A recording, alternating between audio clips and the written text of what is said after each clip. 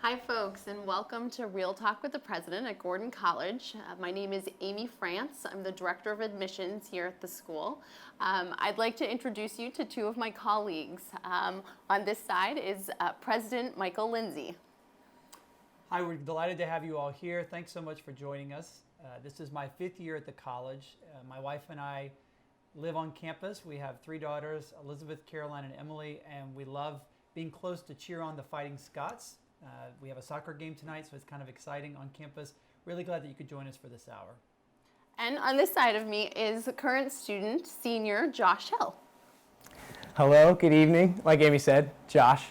I'm a finance and economics major here at Gordon, and I get to work in admissions, so if you come visit, maybe I'll lead your tour. We're so excited to answer a great deal of questions for prospective parents this evening. We really hope this is a wonderful time that answers many of your questions. You have the ability to text your questions or email your questions to q@gordon.edu or 978-309-9830. We may not get to every question this evening, but we will certainly follow up with you in the next 24 hours with a response to your questions that you do have. We know that we also already have many questions that have been submitted, so we're really looking forward to answering all of those for you this evening. So one of our first questions is one that many folks are asking these days, which is what are our upcoming application deadlines and how soon that families can anticipate receiving an acceptance decision. So we actually just passed our first admissions deadline, October 15th. We're really excited about the results and are really looking forward to what this class is going to be looking like for the class of 2020. The next application deadline that families will find is November 15th. And we turn around our decisions when we have a completed application file in 2 weeks' time. So students will receive their acceptance packet as well as an email to let them know of our decision.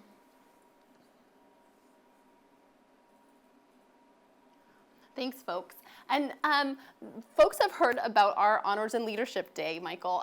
This is a day that we're actually really excited about. This will be our 4th Honors and Leadership Day over the past few years. And I know we've worked really closely with President Lindsay to develop this really wonderful opportunity. Would you mind telling us a little bit about that and our plan for it this year? Sure. So Leadership and Honors Day is taking place on Friday, December 4th. And those students who are qualified for some of our honors programs we offer on campus, as well as leadership opportunities who might be interested, are welcome to join us on that day. I think they can be in touch with their admissions officer if they're curious.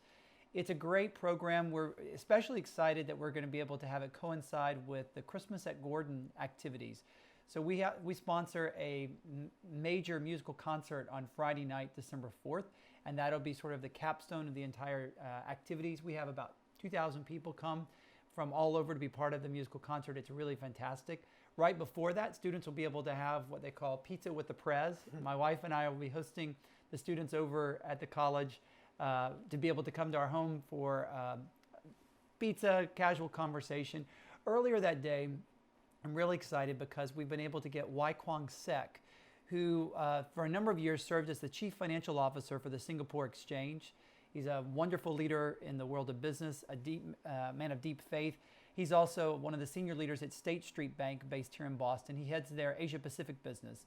And he'll be here to be part of an event called Conversation with the President, where I get a chance to interview senior leaders, ask them about their journey of faith and their journey of leadership. Students get a chance to interact with them as well. So it's going to be a terrific day. We also try to showcase some of our great Gordon faculty, give them an opportunity to develop those kinds of relationships that start while they're here as prospective students and then get a chance to be nurtured. I know Josh represents one of our talented students who's been involved in some different leadership experiences. I don't know, can I put you on the spot? Josh, maybe you could tell a little bit about the Presidential Fellows Program and what you did with that? Yes.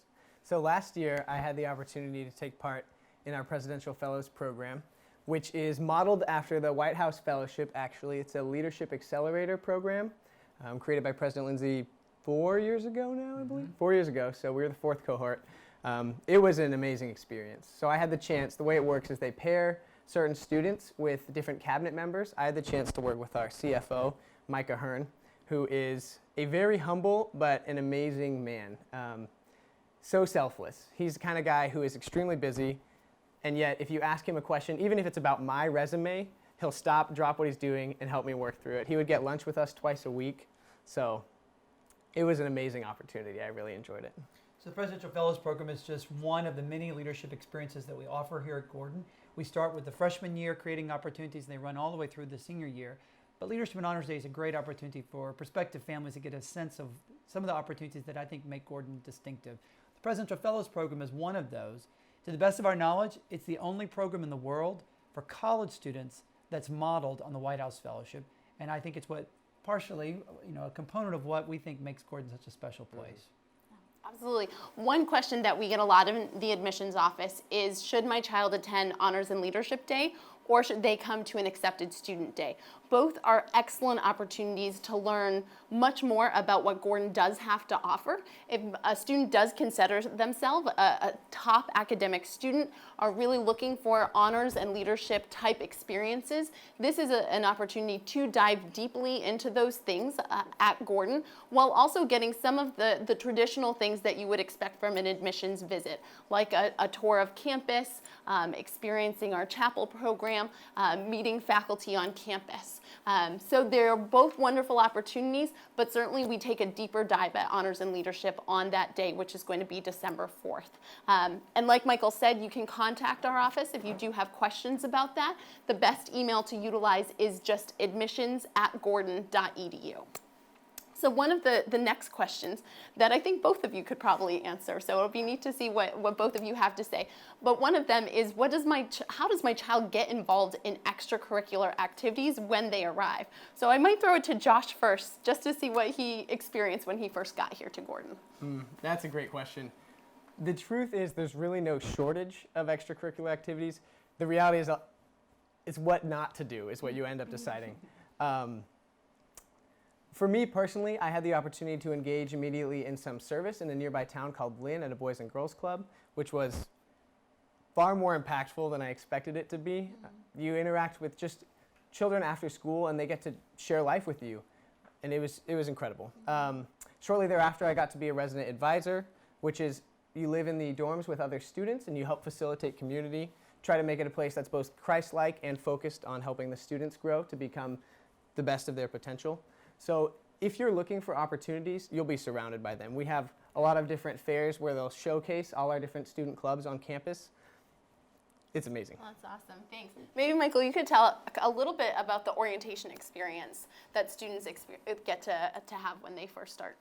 So when I came to Gordon, I was just struck by how extensive the orientation program, which was entirely student-run, it helps students get off on a good launch in their Gordon career.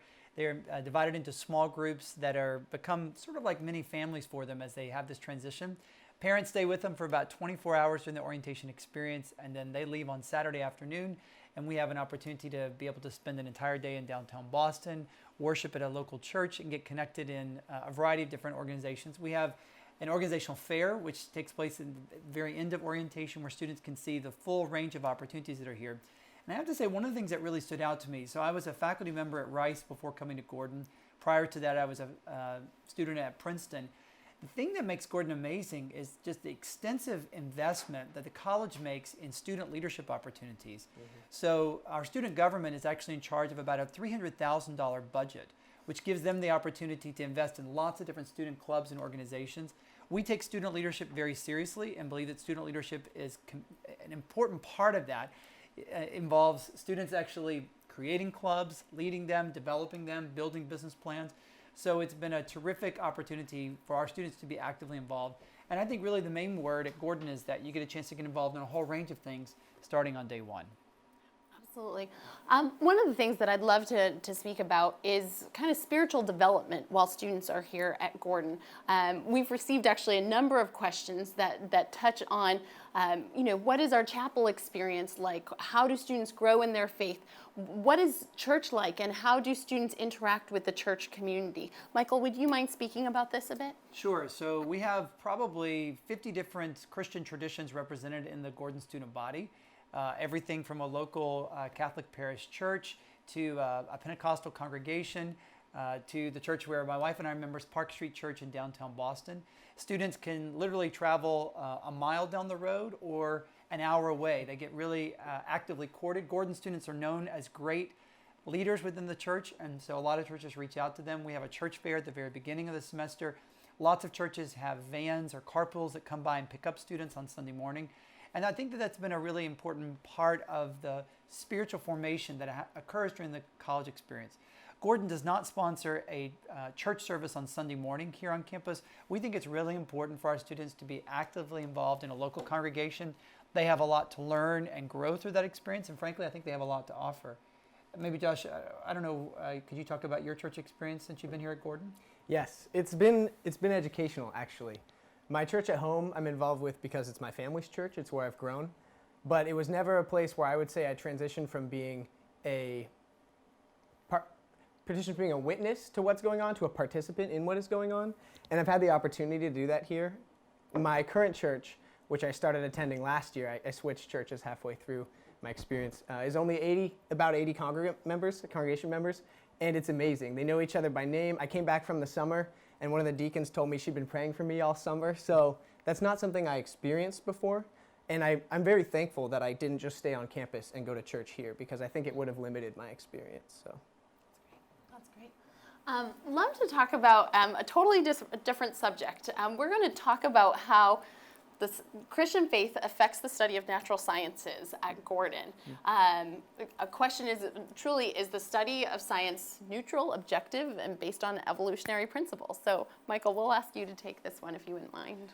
So Gordon has had a deep commitment to the sciences for 60, 70 years. We were one of the first Christian colleges in the country to have a full, robust science program. It comes from a long legacy of folks who've been pioneering leaders on our campus. Tom Phillips, the longtime CEO of Raytheon, a defense contractor, an engineer by background, and was deeply committed to making Gordon world-class in scientific research.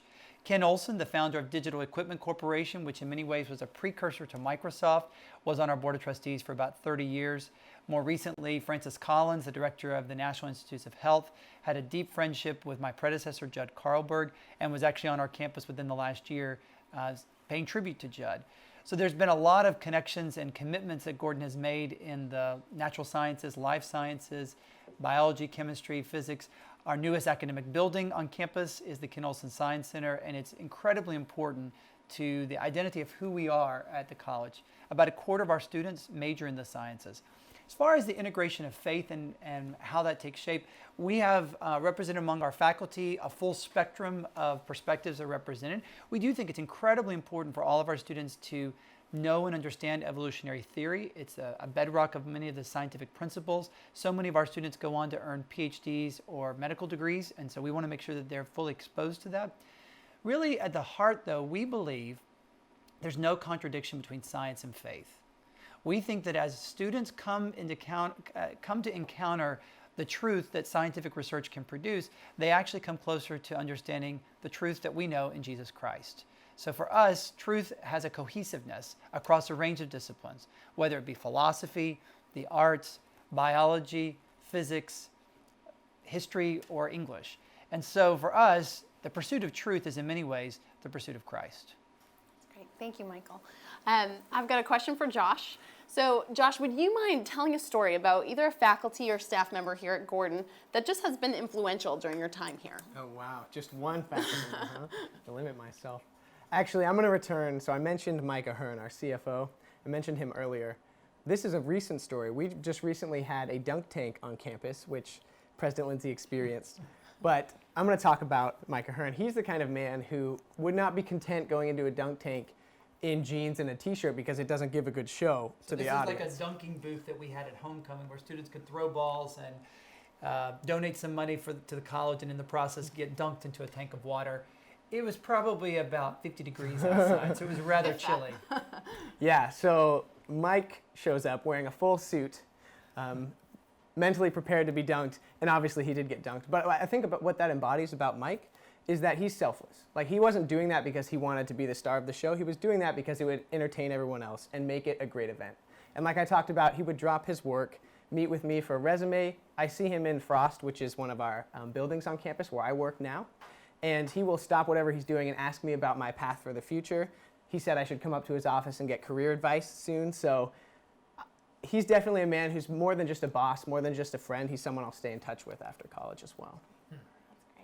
Great story. I love the stories like this that continue to kind of organically come from every single student, that it seems like each student on campus you could stop and have a conversation in the same way. So for me, I'm actually an alumni as well, 2001, and I was a communication major and a theater minor when I was at Gordon.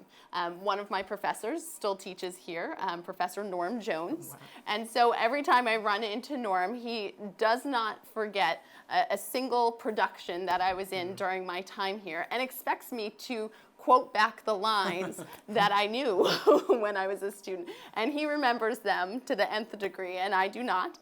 But it is those type of relationships we often find ourselves having at a place like this.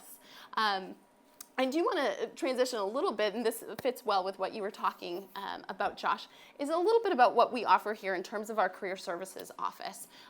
So what is available when students are here, as well as what happens once they finally graduate? How do we still stay connected with them and for them in the Career Services Office? So maybe, Michael, if you could take this first, but I'd love to hear, Josh, afterwards, any of the interactions you've had with their office too.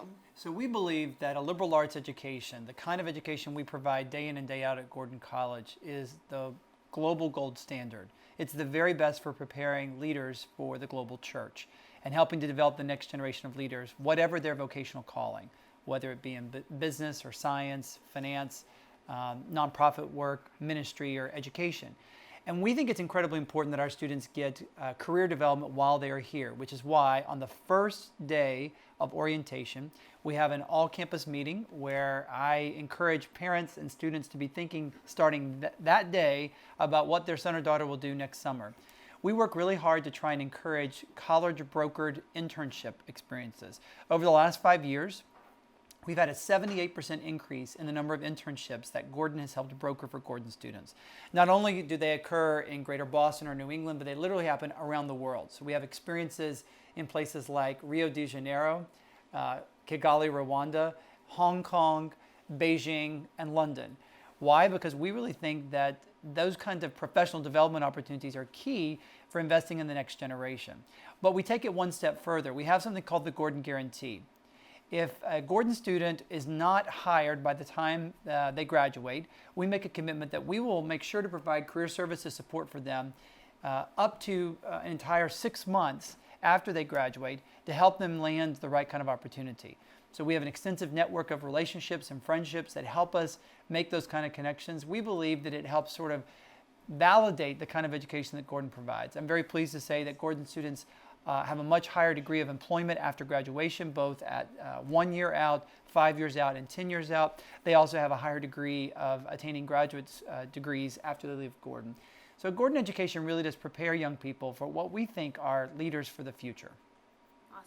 Josh, would you mind talking about any resources that they've had in the career service offices that you've taken advantage of? Certainly. Awesome. So I entered Gordon as a very undecided freshman with no idea what I wanted to pursue. And I wouldn't say that's bad. I think that's a blessing about college, is it's a great time to look into different opportunities. But I realized if I didn't start looking, I was never going to get anywhere. And Career Services provided an amazing resource. From freshman year on, so freshman year I pursued Career Services, and they helped me go through some personality tests to determine what skill sets and what jobs I may be particularly suited for. And then once we have the skill sets, they have a whole book, and you can look through different job opportunities and see what's available. They also have mock interviews, which I definitely took great advantage of. Applying for the Presidential Fellows Program, I needed to hone my interviewing skills. So they bring in professionals from the outside area, actually, who are just friends of Gordon. And you can walk in, and they will conduct a full interview, and then afterwards critique you and help you learn how to improve. Most recently, I actually, just before I had my summer internship this summer, previously in the spring, I would receive email after email from one of our Career Services administrators who would just be offering internships. Say, hey, this one might look suited for you. Are you interested? So I never had the experience of turning down internship opportunities, but that was something they afforded me. So. Awesome. Well, that's good to hear Yeah. too. It sounds like a few new folks have joined our live stream. So thank you so much for joining in, and we want to welcome you and joining our conversation. Josh actually just mentioned something I'd like to pick up on, which was the fact that you were what we like to call a deciding major when you first started, and how you really found that was a blessing. So I'm wondering, Michael, if you could speak a little bit about the benefits of a liberal arts education, in that I know so many students are looking at liberal arts, but also considering schools that are not a liberal arts education. So I think probably there are lots of important reasons of why you make a decision about a particular school, but I'll tell you one reason you should not choose a particular school, and that is because you say, I want to study this major. The reason why that's not a good criterion to make your decision is that the average college student changes their major 4 times before they graduate. And we find this to be the case at Gordon and institutions across the country. So you're really looking for the kind of education that has the breadth that men or women, as they're finding their way, could have opportunities in given fields, but that they're not locked into a particular area.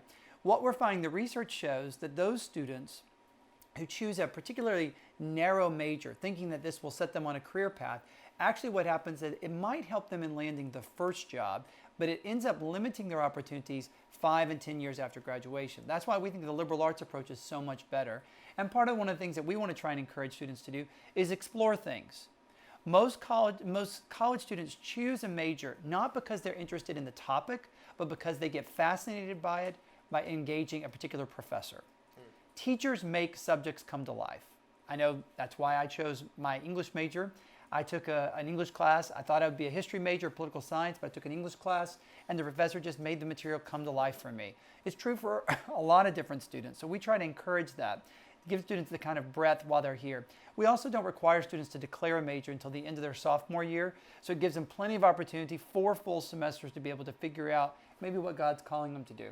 So even though students come and say, I definitely want to be pre-med, or I definitely want to be finance, or I definitely want to do physics, we think it's important for students to be able to get some experiences, to take classes in different fields, and in the process, they might refine some of their thinking. Absolutely, that's helpful. I know a few questions ago we were speaking about internships, and particularly our international internships. I'd love to talk about our study abroad programs. Study abroad is often a hot topic for students that are going through the college search process. I personally think we have some wonderful programs at Gordon. Michael, could you speak a little bit more about them? Yeah, so I'm really amazed at the opportunities that we have for our students and the commitment we have to global education. Fully 40% of our students will study abroad for a semester or an entire year. It's a very high number. Lots of schools will tout high percentages of study abroad, but very rarely are they semester or year-long programs. Lots of schools do it over the summer or for a 3-week kind of experience. For us, we believe in the full immersion experience. And we also believe in supporting students in doing that. So we allow our students to take their financial aid with them, which is incredibly rare in higher education today. That means that students can go study at Peking University in China, or they can study at the University of Cape Town, or at Oxford. We've had students at all 3 of those institutions and many others over the years. We also think it's important for students to be able to get some practical experience both serving abroad and working abroad.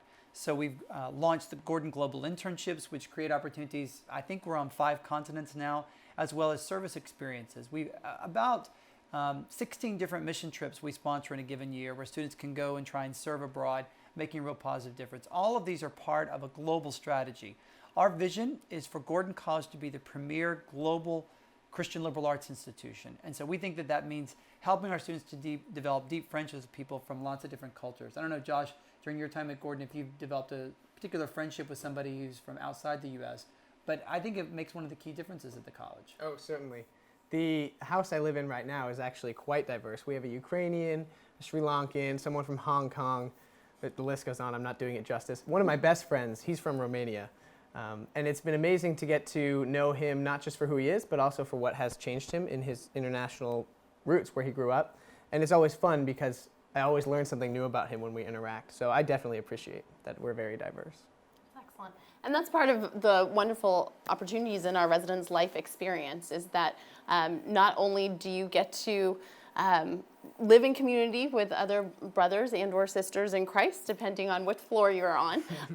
But you also get to meet many different students from wonderful international locations, as well as a great deal of geographic diversity, even within the United States. We get a number of students from the Midwest, from the West Coast, from southern states, as well as, of course, the Northeast Corridor. So it is a really wonderful opportunity to meet many different students from all different areas around the globe. I'd like to answer a question that I think is pretty directed to me as the director of admissions, but asking about how the homeschool process might be different when applying to Gordon. And largely it is a very similar process to what our non-homeschooled students do. So we do just ask that families are able to, in addition to the traditional transcript they can put together and references, that they can also just list off what the different curriculums they may have used, as well as other experiential opportunities they may have participated in. So many homeschool families may, for example, take a trip to Washington, D.C. together, and then they do some different type of learning opportunities based on that trip. For example, a paper based on their experience or something to that effect. We'd love just a culmination of those type of experiences that a student has had. By no means will we make a decision on a student if we do not have enough information about them. We will always reach out to the family and ask for more if that's necessary. In my experience, though, we've never had to do that. We always get a wonderful amount of information. So we always thank those families for being able to provide that for us. Another question that we often get in this season is talking about need-based financial aid. There's both need-based financial aid for our domestic students, but then a lot of students also ask about international financial aid if they are applying to us from abroad. Michael, would you mind speaking to that in particular? Yeah, I think that Gordon is really deeply committed to helping to increase both the affordability of the college as well as access. And so we've taken particular strategies to try and give opportunities for students to qualify for various forms of scholarship or aid. It includes both international and domestic students. We have scholarship programs available to both of them. And in fact, about 95% of our students get some form of institutional financial aid to be able to make a Gordon education affordable. We also have 75% of our students who work on campus in one way or another. So Josh is working in admissions. Last year, he worked in the Office of the Vice President for Finance and Administration. 75% of our students every year are working on campus, and this also helps make a Gordon education more affordable. We're deeply committed. We invest a lot of resources to try and make Gordon as affordable for families as possible. Last year, we had our lowest price increase in the history of the college. We're deeply committed to trying to help make Gordon as affordable as possible, and scholarship and need aid is part of that. Yeah, absolutely. And so a lot of folks do often ask us too, when do we learn about merit-based scholarship opportunities? How can I find out more about that? So actually, when the admissions committee is making their admissions decision on if a student is admissible, they're also determining their merit-based scholarship at that time. So when a student does receive their paper acceptance packet in the mail, at that time is when we're communicating the the scholarship decision as well. But families can actually go online and use a scholarship calculator if they haven't gotten to that point, and that really helps determine what type of scholarship from a merit-based standpoint may be an opportunity for their son or daughter. You can actually get that at www.gordon.edu/scholarships with an S on the end. And really just plug in your son or daughter's GPA as well as their SAT or ACT, and then they'll be able to see what type of merit-based scholarship may be an option for them. So one of the next things that is also a common question is how housing is determined for a student. I'm happy to take that question, but if Michael, you'd like to take that question? Okay. So in terms of housing, we actually, once a student has made a decision to attend the college, we ask them to fill out a questionnaire, an online questionnaire that we have for them. And we ask a myriad of different questions from, are you messy, to... Does anyone say they're messy? Yes. To, are you an early morning person? Are you a late night person? To different types of music choices, all types of different type of really characteristic type questions that really allow our housing office to put together students as best as they possibly can to hopefully find a really good match at that point. So that's a wonderful opportunity. It is also first come, first serve. So in terms of our actual residence halls, once a student deposits, they can request what residence hall they'd like to be in, and the sooner student deposit, the sooner that their preference will be able to be recognized. What type of residence halls actually, Josh, have you lived in since you were here at Gordon? I have had these, so we have 3 different models at Gordon. We have apartment, traditional, and suite style. I've had the opportunity to do traditional, which is where I began my first 2 years, and contrary to popular belief, I loved it.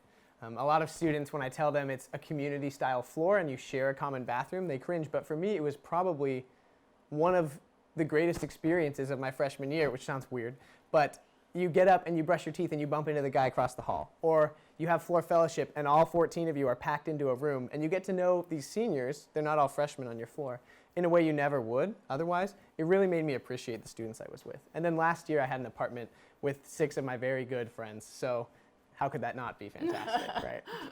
That's great. Actually, Josh, I apologize for not asking this question that's earlier, okay. but can you tell the audience just how you decided to come to Gordon? I can. There is a long answer to that question, but I'll keep it short for the sake of our time. It was a difficult choice. Actually, to begin, Gordon was strictly off my list, and not for anything of the college, but because my older brother went here.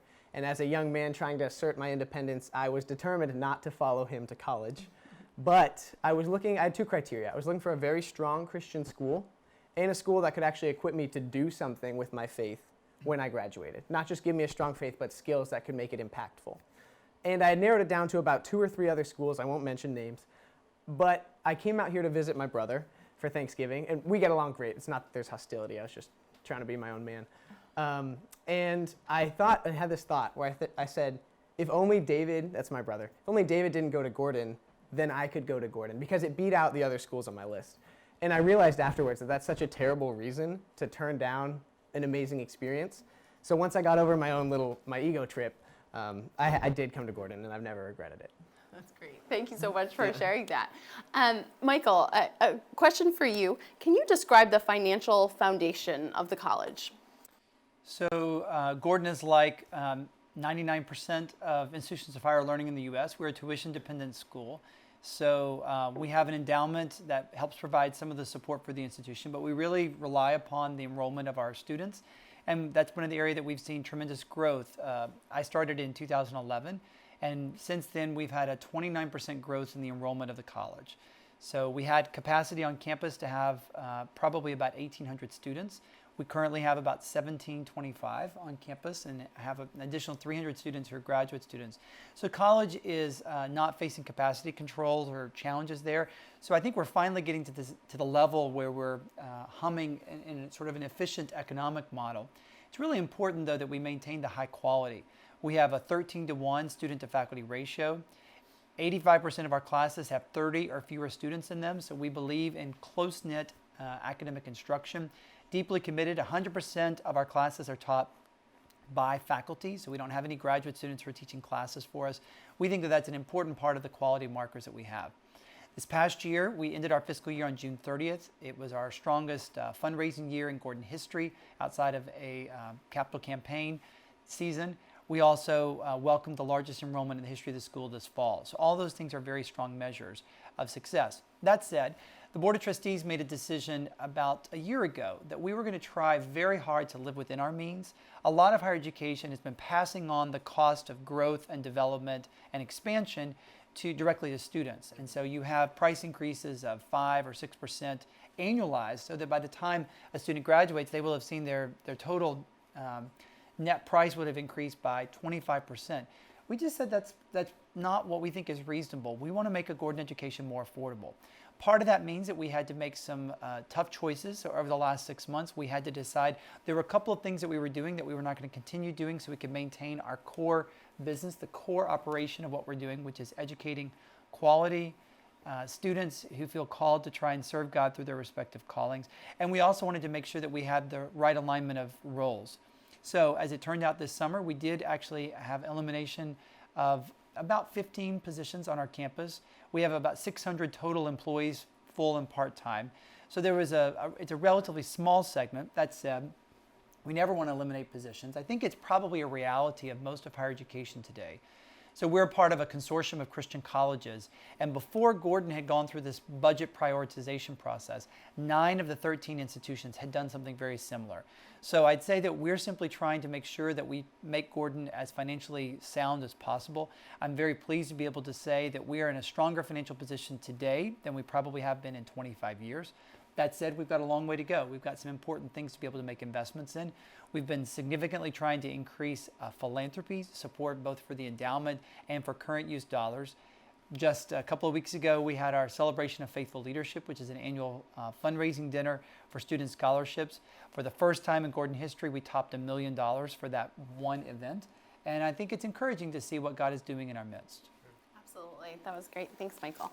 I know one question that we've received covers a number of areas of concern that many parents and their children bring up to us, and that's how do we care for students that may have a variety of different issues that they may be dealing with, from anxiety to depression or anything to that extent. And there are other things that we certainly want to give our students good support. So Michael, maybe if you could speak to our counseling center as well as our residence life staff.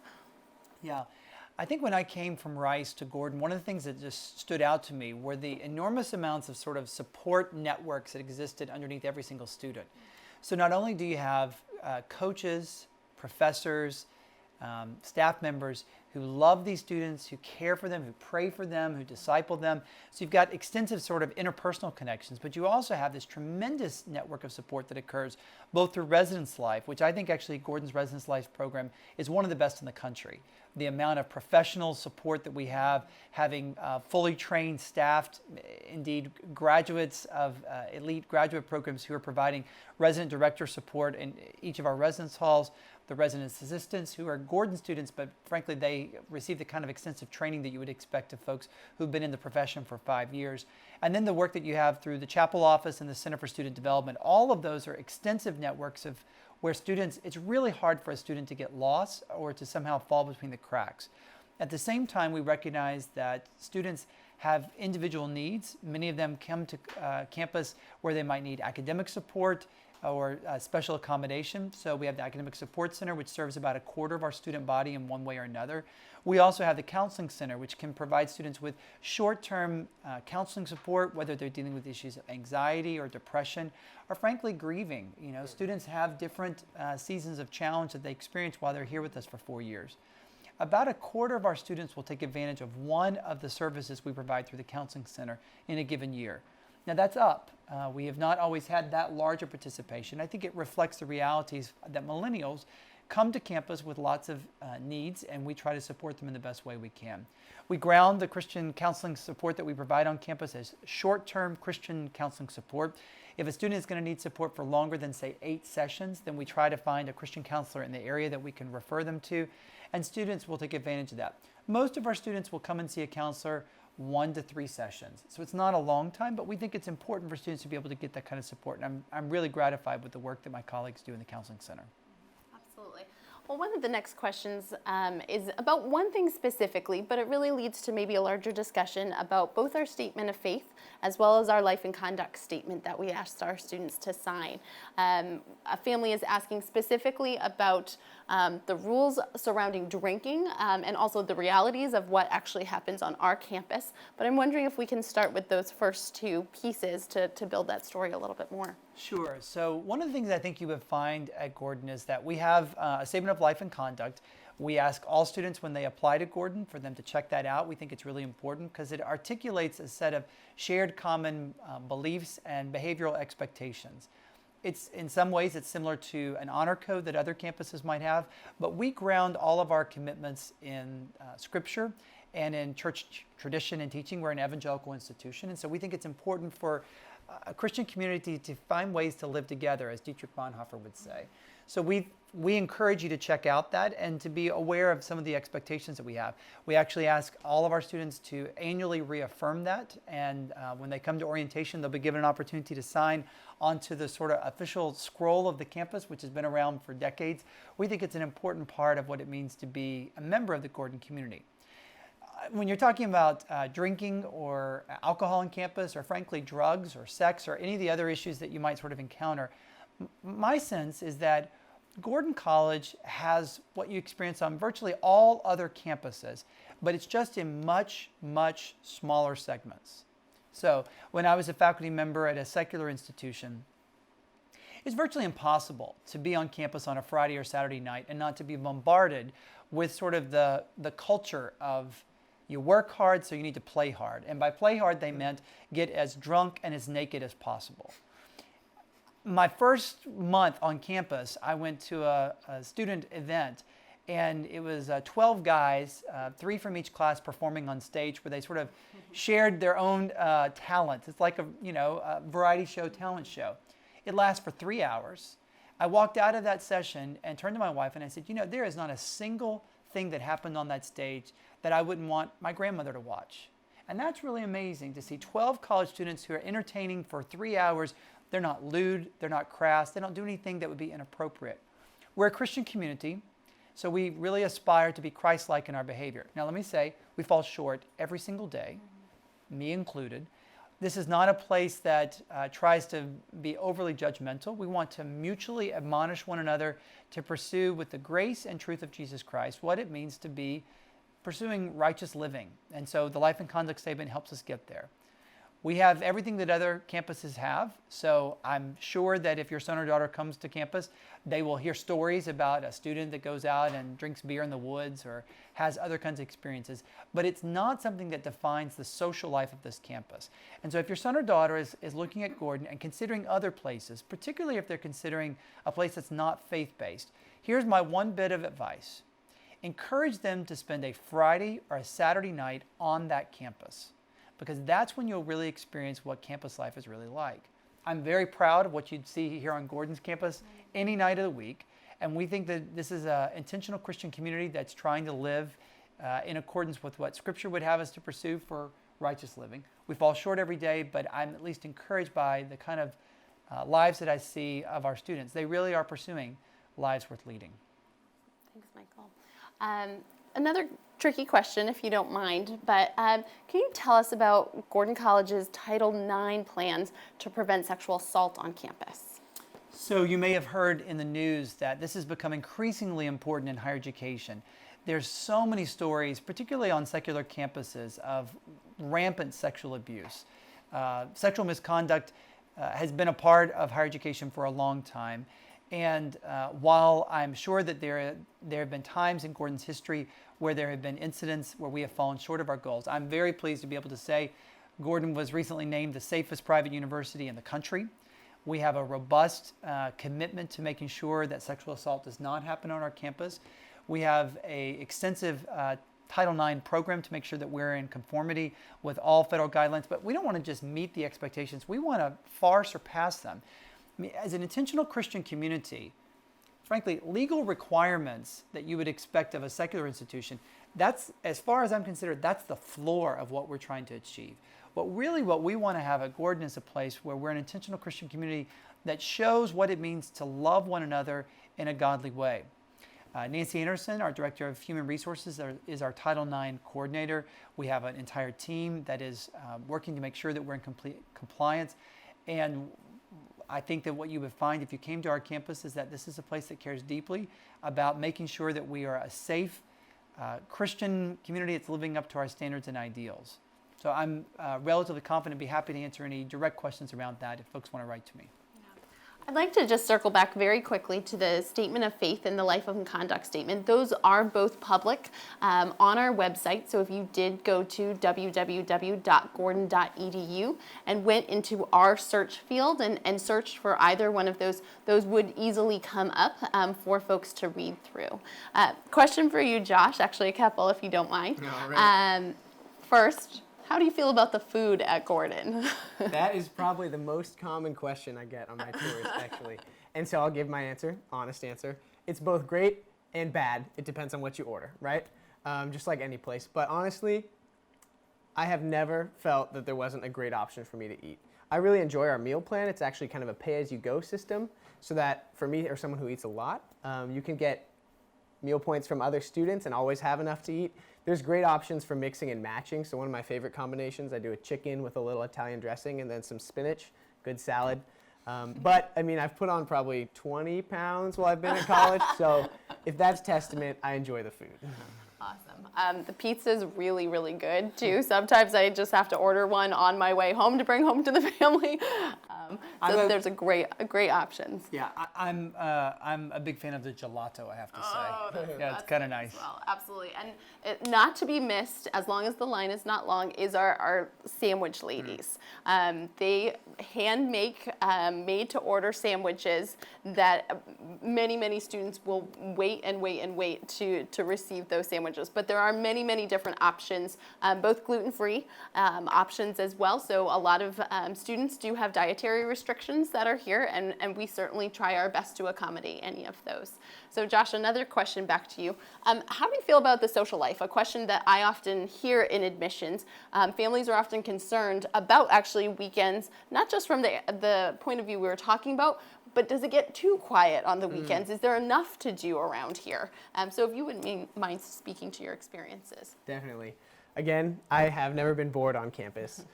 And there's many options off campus, but I very much enjoy where I've been placed on campus. Last year in my apartment, every Friday night we would host movie night. So I think our top count in our lounge space, which isn't super large, it's family room size, we put 25 students in there and had drinks and snacks for everyone. So you create the social environment that you'll be in. But there's never a shortage of things to do. There's Frisbee going on all the time when it's warm.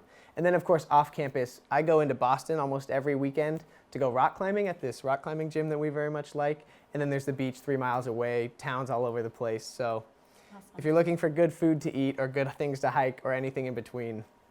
Awesome. There's also some great opportunities. We have a student-run campus events council that run many different opportunities all throughout the year. During the week, on the weekends, they can bring in large bands like Run Collective or Lecrae have been recently to our campus, but it could even be in our small coffee shop. We could have an open mic night, which has a nice fireplace. So during a chilly winter night, that could be a great place to hang out with friends and grab a cup of coffee and listen to some great live music. Yeah, I know on Saturday, for example, we have the Highland Games. Gordon are the Fighting Scots. That's our mascot. So we have lots of sort of references to Scottish identity. So Highland Games are competitions among all the residence halls where they do the caper toss and lots of other fun things that sort of play off of the Scottish Highland Games, and that'll be a lot of fun on Saturday. We try really hard to have a mix of both social opportunities available to students, chances that are sort of organized by the college, but also informal opportunities for students to be able to connect. I think it has a way of sort of helping students to be part of the fully residential experience. When you come to Gordon, you get a classic, quintessential liberal arts experience. We're a highly residential campus. 90% of our students live on campus. We think it's important for them to be able to experience life together. We also have a demanding and academically rigorous curriculum, and so we encourage students every weekend that they should study. But we also think it's really important for them to experience Sabbath rest. So we've made an intentional strategy to not have campus activities on the campus on Sunday mornings during the traditional worship time. So you'll find things are pretty quiet around campus Sunday until late afternoon, and that's intentionally designed to try and help our students to be able to practice the rhythm of Sabbath rest. That said, Friday and Saturday nights, there's lots of fun things happening on campus. Absolutely. And certainly being in our close proximity to Boston really lends itself to many activities that are going on. Because we are the academic hub of the U.S., many of the museums and different organized institutions within the city offer either discounted or free admission to many of these locations. And so that certainly benefits our students both from an academic as well as an extracurricular perspective. Speaking of academics, I do want to talk a bit more about how we support our students academically. Michael, would you mind talking about our Academic Support Center and what we provide there? Yeah, so Academic Support Center is an opportunity. It's a office on campus. Ann Seavey, our director, was named one of the top 10 first-year educators in the country by the White House last year. It has been regarded one of the very best. Our first-year experience was named a top 10 program by U.S. News & World Report. So Gordon has done a very good job of helping students who have various academic support needs to be able to help them, whether it be a student has a physical disability or cognitive disability, or perhaps it's simply just helping students who need a little extra time for test taking, or they're struggling in a particular subject. We have peer mentors who can serve as tutors. We have robust staff that are here to try and support our students. But really, the first line of support that we provide for our students comes through our faculty. So all of our advising occurs directly through faculty colleagues in different departments, and they really get invested in the students to trying to be able to provide that kind of support. So that's one of the value addeds that you get at a place like Gordon, is the kind of investment that our faculty and staff make in students. I know Josh has been close with a number of different faculty who in turn not just influence you intellectually, but also spiritually and helping you on the professional trajectory as well. So I'm excited about this next question because I think all three of us pour into this next question in many different ways. So a family has asked, what will Accepted Student Day be like, and is it worth a flight from California to come out? Yes. And so what I love is that all three of us have many different responsibilities on that day. And so I'd love actually to kind of go down the line and talk about the different ways that you're going to be involved and how you look forward to the day and what these students will be able to learn and participate in on the day. Josh, would you mind starting us off? Certainly. So I mentioned at the beginning I'm a tour guide. So please come out, because one of my favorite parts of those days is getting to lead the tours, not just with the students, but with their families, because everyone's so excited. It's fantastic. It's great. I get to answer questions. Side note, I'm from Washington State. Definitely worth the trip to come visit a school you're interested in. I was very glad to come see it. So come, I'll lead your tour. Yeah, and I think one of the great things about Gordon is that we've made an investment to helping those students whose families live 250 miles or further away from campus. You actually get a travel scholarship. So if you live, help me, Amy, 250? So if you live 250 to 999 miles away, you get a $500 scholarship that will be added to your financial aid award for your next first year. year. Correct. And then if you're 1,000 miles away or further, you'll get a $1,000 scholarship that's added to your award. So you come to California, and let's say it costs $200 to buy the plane ticket to come here. Then if your student ends up enrolling at Gordon, you got a five-fold return on that investment just by showing up. So there are a lot of opportunities where you can make investments, but it's rarely that you can make 500% in such a short period of time. On Accepted Student Day, I'll have a chance to be able to speak with families and with students to be able to share what I think makes Gordon so extraordinary. The nice benefit is that it also allows students to be able to see who are the other students who have been accepted, who might be their classmates, might become some of their best friends, their roommates, maybe even their spouse. So it's a great opportunity to be able to see and to preview what makes the campus extraordinary. We find that when students actually come and visit the campus as an accepted student, they fall in love with this place. And so if you're seriously considering Gordon, I think you really owe it to yourself to be able to make it here. And we'll look forward to welcoming you here in mid-November. Absolutely. And one of the assets of the day is that we're going to dive deep in particular to what some of those first year experiences are. You'll hear from a large variety of faculty and staff. So I hope the representation of the three of us being so involved actually is what you'll actually see on campus too. So many people are involved in making this day a really special, wonderful learning experience about Gordon.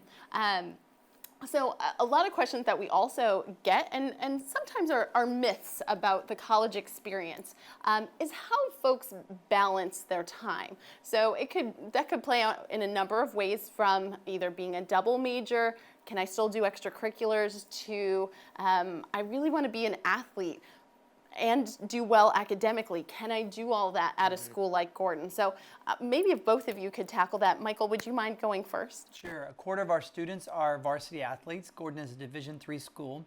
We field 18 different sports, and we find that actually our student athletes have, on average, a higher GPA than our non-athletes. So students have been able to figure out the right ways to balance both their athletic commitments as well as their academic commitments.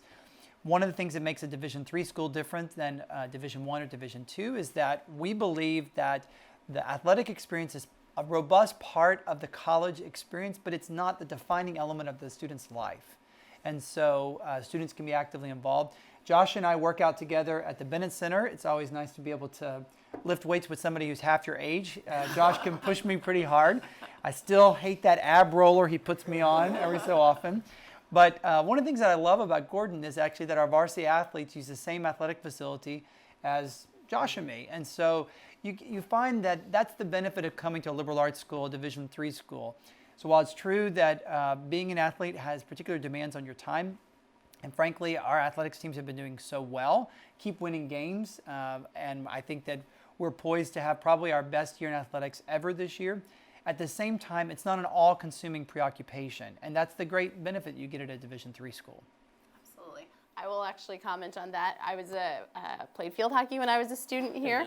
I did, and my GPA was higher when I was in season than I was out of season. But I really appreciated having that structure, and just that it is very common at a school like Gordon, whether it's athletics or other extracurriculars, that many students are involved in something additional.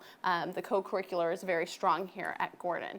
Josh, would you mind speaking about how you've balanced that over the past few years, just being a presidential fellow, balancing being an RA with your academics? Yeah, certainly. So as you gathered from what President Lindsay said, I am not a varsity athlete, sadly, but I have worked ever since freshman year on campus. I'm also a double major with a minor. And I try to engage in enough intramurals that it almost compensates for not being a varsity athlete. Intramurals are student, just club sports on campus. Actually, dodgeball sign-ups close tonight, so I need to get signed up busy for with that. Yeah, right? But I have never found that it is impossible. I've never found that it's that overwhelming. There are moments, just like at any school during finals, where you will say, I have a lot to do. And you may need a cup of coffee to get through. But by far and away, there's plenty of time to still engage with people outside of work and outside of class and have fun as well. And one of the things that I think is really important about the kind of experience that students get at Gordon is that it's actually preparing them for life after college. We have to balance competing priorities, demanding schedules. It's one of the great things about a highly residential campus where students actually have a lot of leadership roles. It's preparing them for life after graduation. We want them to succeed academically. We also want them to be whole persons, people who are shaped in all different ways. We want them to have an active social life, a deeply committed spiritual walk with the Lord, as well as to have opportunities to grow in their different talents and vocations. And that's the kind of experience that I think you get at Gordon. Absolutely. Well, we'd like to start wrapping our time up, but I'd like to ask both President Lindsay as well as Josh to maybe add one more comment that you'd like to leave with our audience this evening, one thing that maybe we haven't touched upon that you would like them to know. Josh, I know it's putting you on the spot. Would you mind going first? Yes, I can go first. The main thing that I've been struck by in my time at Gordon is that I've constantly been surprised by the opportunities that come up. I went to college trying to get a degree so I could get a job and strengthen my faith. And I had the chance to study in Rwanda during the summer, which I never expected. I had the chance to fly to Texas to help host a conference for pastors, to live in a community where I live right now with 14 other students, where 4 nights a week we eat dinner together, we pray together many nights a week, structured that way just because that's what we care about. And I never expected any of those things. So I would say, come to Gordon, you'll be surprised by the opportunities that keep coming up, because they definitely do. Awesome. Thanks, Josh. President Lindsay. You know, I'm just so delighted to be able to have you express an interest in the college. We're really grateful that your son or daughter has expressed an interest in applying. We very much hope that tonight's given you just a chance to get a feel for the place. But really, if you've not visited campus, I strongly urge you to get here before Christmas, get a chance to feel what the campus is like. I've been here for 5 years and I love this place. We're deeply committed to the development of the students that God places into our care. If God is calling your son or daughter to be here, we want them to be here. We're committed to try and develop the next generation of leaders for the global church, and it's a great privilege to be able to partner with you in helping them to pursue lives worth leading. Excellent. Well, thank you all for participating this evening. And again, we'll be following up with each person whose question we weren't able to get to this evening. And we will look forward to working with you throughout the rest of the recruitment process with your children. Take care.